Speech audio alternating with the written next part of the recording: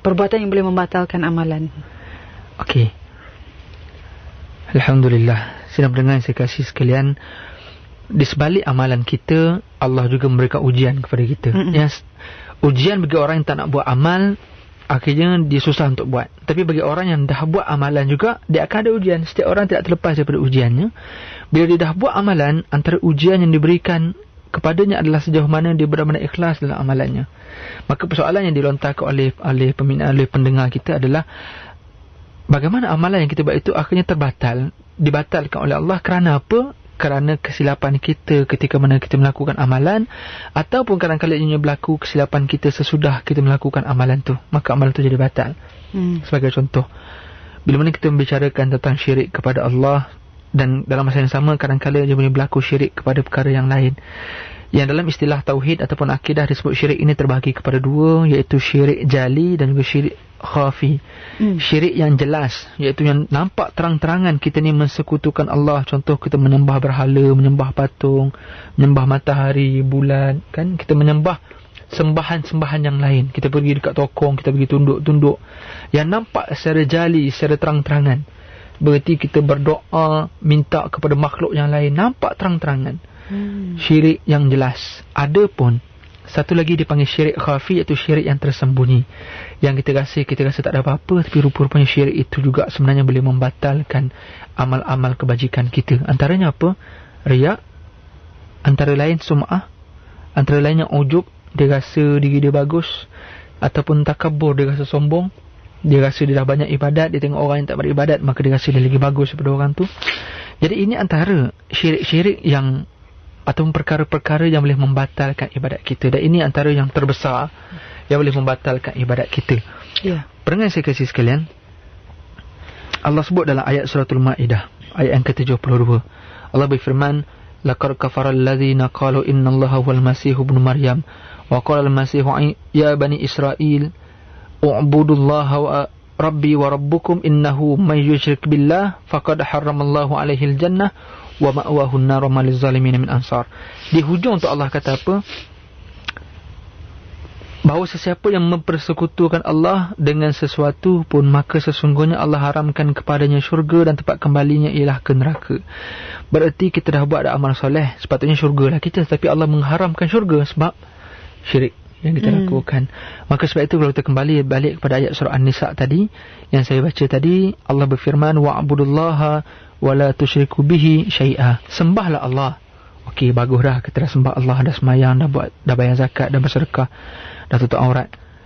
Allah combine, Allah ingatkan bagi penyembah Allah ini supaya jangan mempersekutukan Allah. Jangan kita mensyirikkan Allah dalam konteks ibadat sembahan yang kita buat. Jadi pendengar saya kasih sekalian, bermaksud ada orang yang bersemayang, tapi rupa-rupanya di sebalik semayang itu dia masih lagi, kerana semayang itu sembah Allah, tetapi di sebalik semayang itu dia ada sembahan lain yang bermaksud dia buat itu kerana lain, bukan kerana Allah. Itu namanya syirik. Berarti dia mempersekutu, berarti dia memberikan Allah itu syarikat. Syarikat ni setaraf, setanding dengan Allah. Berarti dia patutnya menyembah Allah, tapi rupanya dia semayang kerana pak mentuanya datang. Sepatutnya dia mempersembahkan itu kepada Allah, tetapi dia akhirnya mempersembahkan juga kepada pak mertuanya, supaya pak mertuanya puji dia. Kan? Barangkali begitu. Itu yang dipanggil syirik, mungkin untuk riak, untuk dipertontonkan kepada pak mertuanya. Kalau takut, Ustaz? Takut kena marah. Peringkat awal barangkali, kan? Peringkat awal mula masa kecil-kecil dulu, mak tanya, ataupun bila nampak mak dengar bunyi tangga terus bentang sejadah, memang purposely, memang nak tunjuk kat mak, kan? Takut kena marah. Tapi rasanya bila dah jadi mak ni takkan nak buat macam tu lagi lah. Nah, tu mungkin orang kecil-kecil okey lah. Tapi yang dah tak apa kecil ni, bila mana dia mampu lagi untuk buat sesuatu kerana sesuatu yang selain daripada Allah, itu yang kita takut.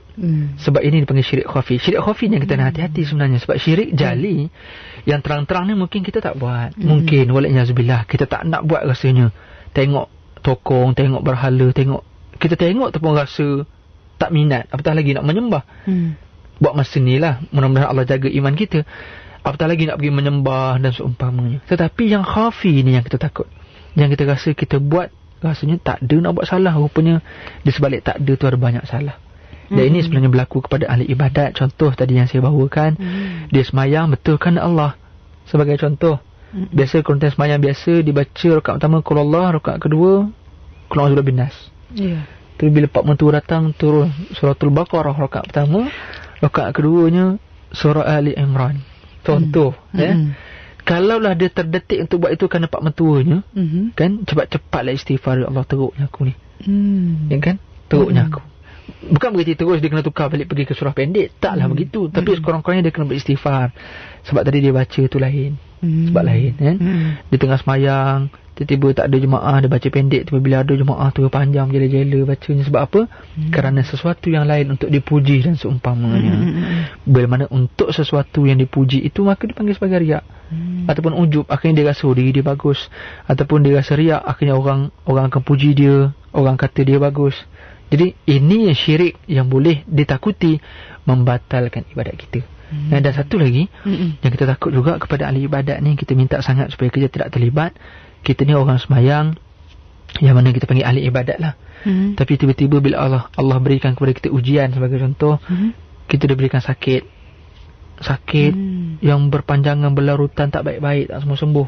Jenuh dah pergi hospital, tak boleh jumpa rawatan Islam, tak boleh jumpa ustaz itu, imam ini, tak jadi. Akhirnya jumpa pula kepada orang-orang lain. Orang recommend kita pergi jumpa Pak Long itu, pergi jumpa Pak Angah ni, pergi jumpa Pak Endak tu. Pergi jumpa orang ni, ramai orang pergi dengan dia sembuh. Maka kita pun pergi dan kita takuti bomoh-bomoh yang tidak mengikut syariat Islam ini yang mempengaruhi kita dalam mensyirikkan Allah Subhanahu Wa Taala. Itu yang kita takut. Dan benda inilah yang Nabi sallallahu alaihi wasallam tekankan kepada kita, man atakahinan fasaddiquhu bima yaqul lan tuqbal salatahu 40 yawman. Atau kama qala Rasulullah, Nabi kata, man atakahin, siapa yang pergi jumpa Tok Momo, tukang ramal. Kahin ni orang-orang yang boleh tahu benda yang tersembunyi. Kita pergi-pergi, dia kata tak apa, saya dah tahu dah penyakit awak ni. Kita boleh cakap apa-apa lagi. Oh, hebat dia ni. Maka fasaddiqu bima yaqul, dia pun cakap satu dekat kita pun membenarkan apa yang dia kata. Ni sebab mudah ni ramai orang kena ni. Dia cakap apa-apa maka kita mengiyakan. Lah, betul lah. Iyalah, baru ni akak demam ni, baru ni akak ada tak tebang pokok masa sapu sampah kat belakang rumah, ada tak tebang. Kita dah sakit dah ni, psikologi kita dah dikawal. Orang pula recommend dia ni bagus. Maka kita, patutlah baru ni ada sapu kat belakang, patutlah demam. Kita mengiyakan apa yang diperkatakan oleh kahin tadi. Kata Nabi, lam tuqbal salatahu 40 yawman, tidak diterima salatnya selama 40 hari. So maksudnya adalah ahli ibadat ini tidak terlepas daripada risiko terlibat dengan perkara syirik. Dan inilah antaranya, iaitu Nabi tekan kepada orang yang semayang, dan akhirnya Nabi kata tidak diterima semayangnya 40 hari bila mana dia mempercayai benda-benda macam ni. Bermaksud solat yang terbatal. Bermaksudnya amalannya yang dia rasa dia sudah menyembah, beribadat, tapi rupanya terbatal. Maka soalan ni kita nak tanya, beribadahkah aku?